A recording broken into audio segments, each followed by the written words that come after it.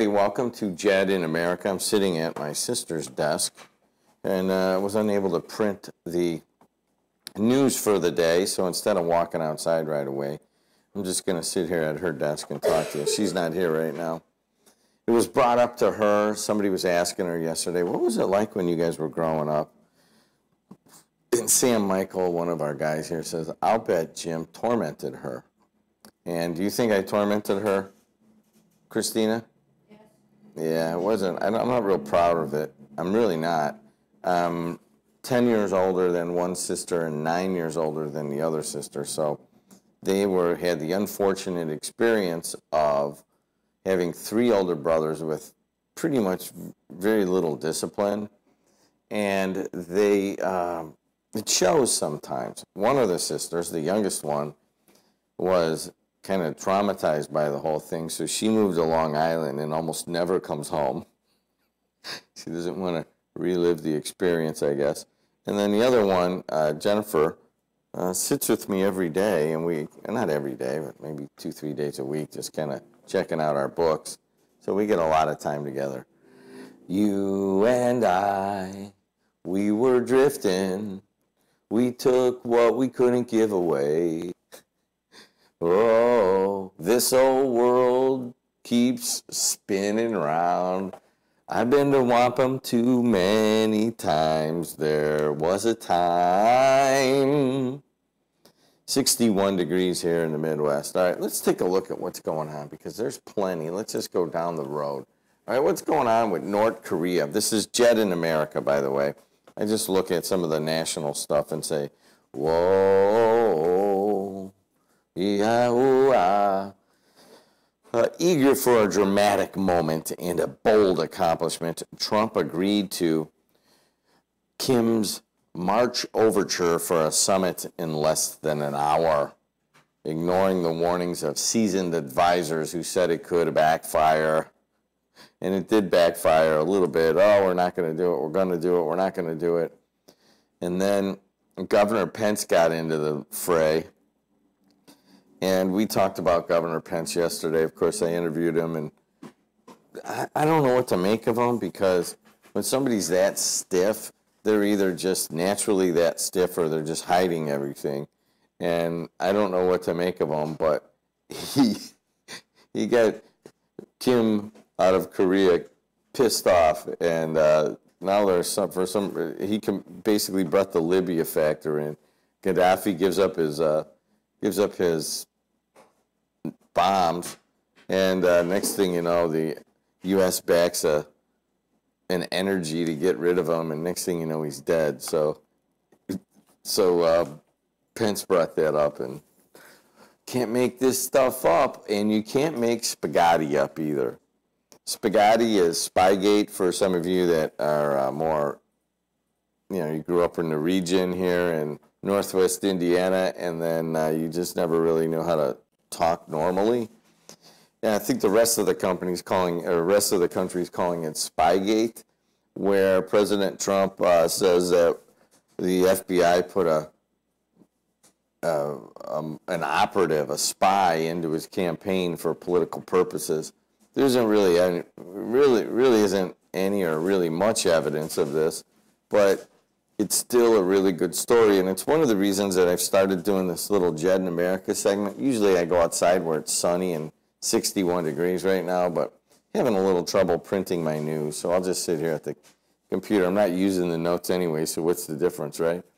But anyways, spaghetti is a new one, and you can't make it up, man. And you heard Mad Mac, a caller here, call in yesterday, and he basically echoed the chamber message of, if this is true, this could be the biggest scandal in American history. Well, you have to have the first part first, if it's true. It may be true, ultimately, that there was a spy and spaghetti becomes real. But right now, it's kind of just a phantom diversion, and it's kind of a fun diversion. Remember, I have the theory that you gotta just, hey, man, at least you're enjoying yourself. You know what I mean? And there's a second part to that.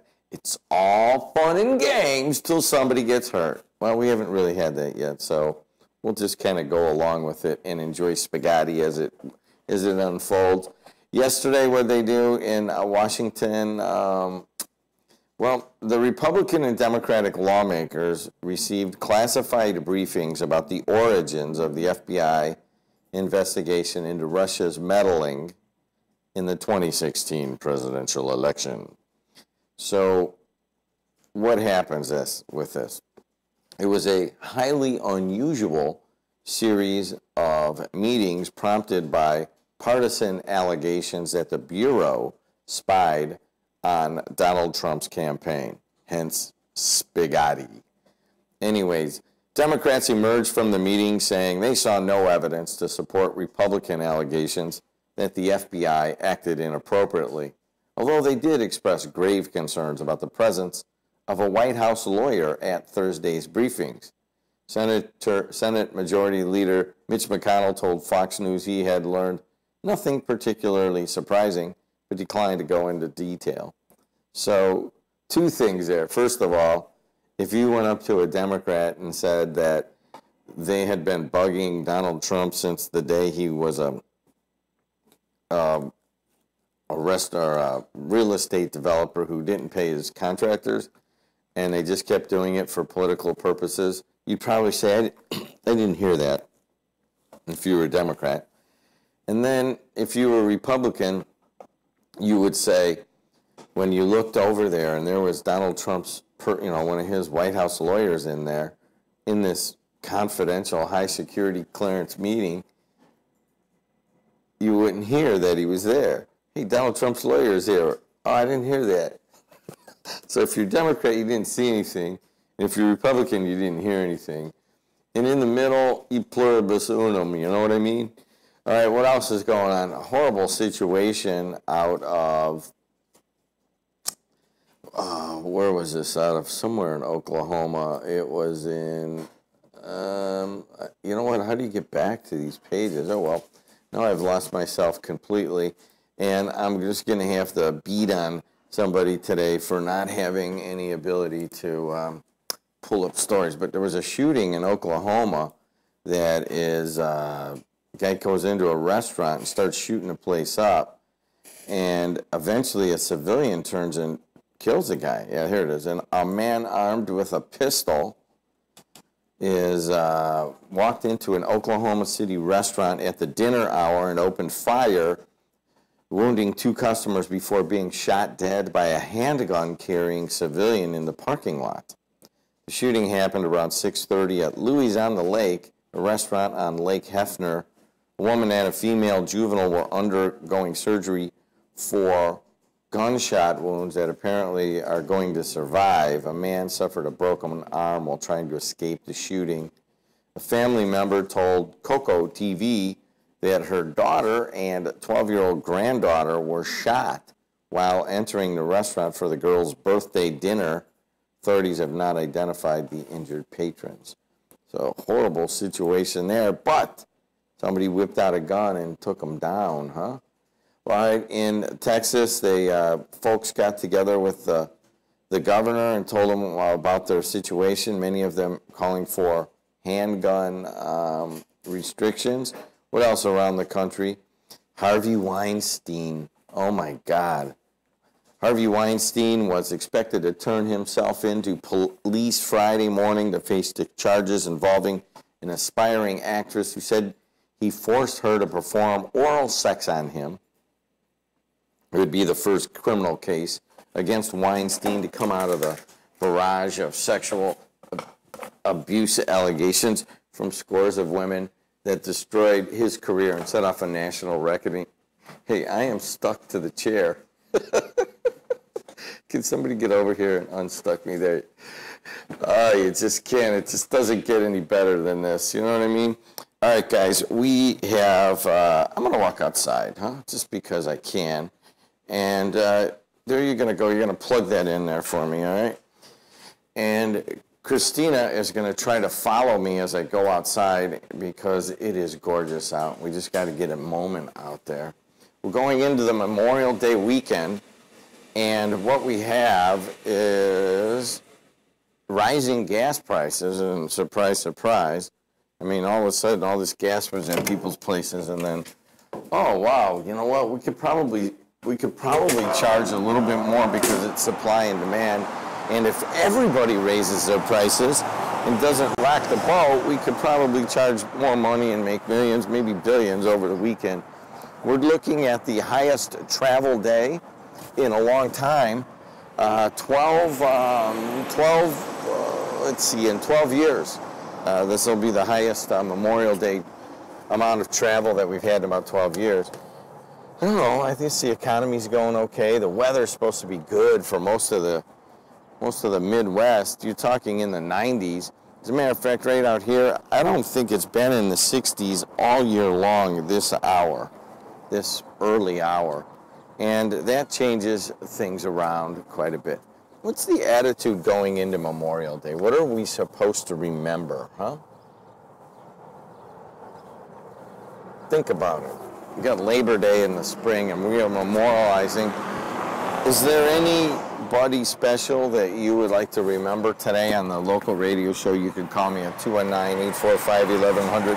Anybody who served, anybody who gave the ultimate sacrifice and gave their lives. You ever go to the Vietnam Veterans Memorial? And it is, you kind of think about it, you go to museums and you go to memorials and they're kind of numbing at some point. I remember in Philadelphia, I did have a religious experience in Philadelphia when I went to the free speech exhibit at the Liberty Bell Museum there.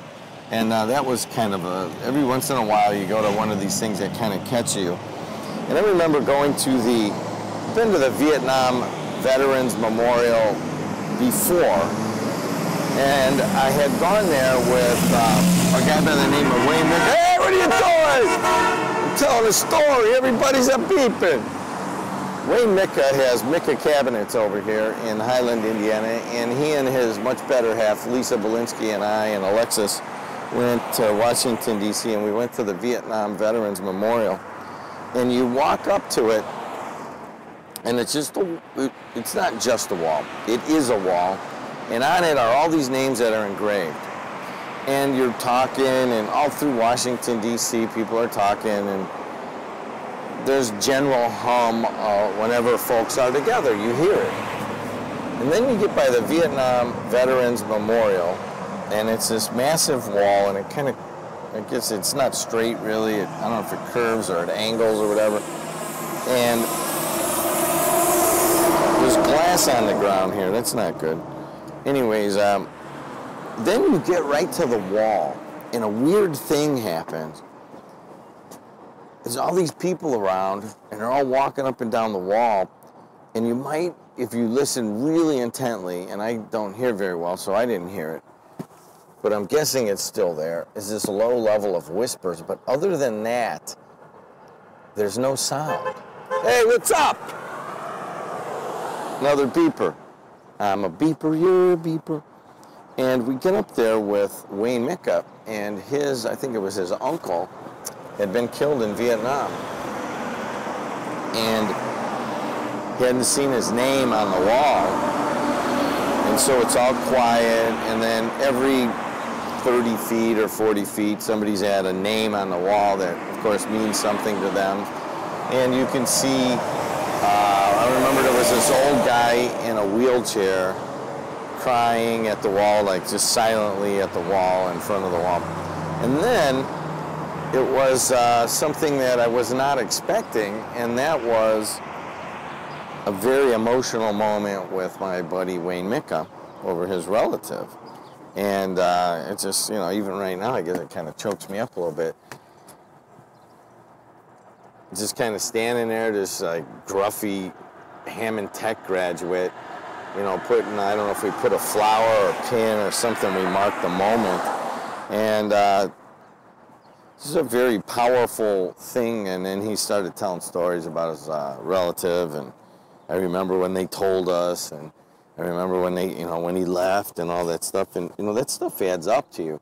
I guess I just bring that up because it is coming into Memorial Day, and perhaps we need to mark the occasion. I guess the other thing is to endorse going to Washington, D.C. if for no other reason. There's two things. There's a World War II memorial. Hey, Big Chuck! the World War II Memorial is an amazing thing. It's also, I mean, there's the Korean War Memorial, and I didn't quite get that one as much. But the World War II Memorial and the Vietnam Wall are crazy amount of reality that you just need to experience once in your life. And you need to take your kids, man. That's the number one. Hey, what's up? Big Chuck, Ileana Disposal. And the World War II Memorial is a little bit different. I guess there's water and there's fountains and there's a big walkway. And I've been there two or three times, I can't remember now.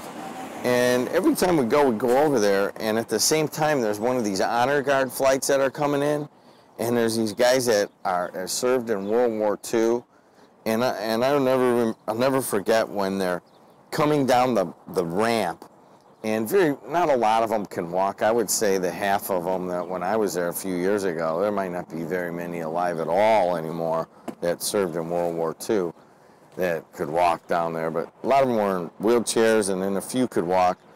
And the guy was coming down the ramp, and I don't know, looked like a granddaughter pushing him. And he had his hat on. He was a Navy guy, it looked like, and he had all of his little medals and insignias and all. And the granddaughter's kind of walking down there. And as soon as he turned, you kind of come up from behind it, and then when you open in, it's like a big horseshoe, almost kind of like the old Munster horseshoe, if you guys remember that. And as soon as the guy came around the corner and saw the whole thing and saw the water and all the people and all the beautiful like marble and concrete, he just kind of lost it. And I'm like, Alexa's like, what are you doing? She's like, don't stare. I'm like, how do I not stare? It's like one of the most powerful moments I've seen in a long time. And the guy just came around, and then he did something that I was a little bit surprised at. He did the sign of the cross. So it all got mixed together. Memorial Day coming up. I'm Jim Deedlow, standing outside on Indianapolis Boulevard. And I do apologize that I wasn't out here earlier, because I know some of you like it. You know, some of you that don't get out much, and you're like, oh, or if you're in, one guy emailed me, said he was in the hospital. He likes to see it that I was outside in the morning just because he can't get outside right now. And to that person, I hope you get better. All right, guys, I'm going to go inside. We're going to do a local radio show. Got a couple guests, and then at 7:45, I'm out. Hammond Mayor Tom McDermott takes it over with Kevin Smith. You know what? You know things are, life is going to get back to normal. We have the sunshine. We have 90 degrees coming. People are beeping, beeping, beep, beep, beep, beep, beep. Beeping coming down Indianapolis Boulevard. JED's doing a show in the morning. That's me. And then Hammond Mayor Tom McDermott's going to follow. That's Friday morning, man. That's it. And you know what I got to say about that? Big Chuck. AM 1230 WJOB 104.7 FM. Also streaming live on Facebook, Twitter, and YouTube. And sometime in June, a whole different way of delivering our video to you, because you guys support it and we bring it on the voice and face of the region. Click!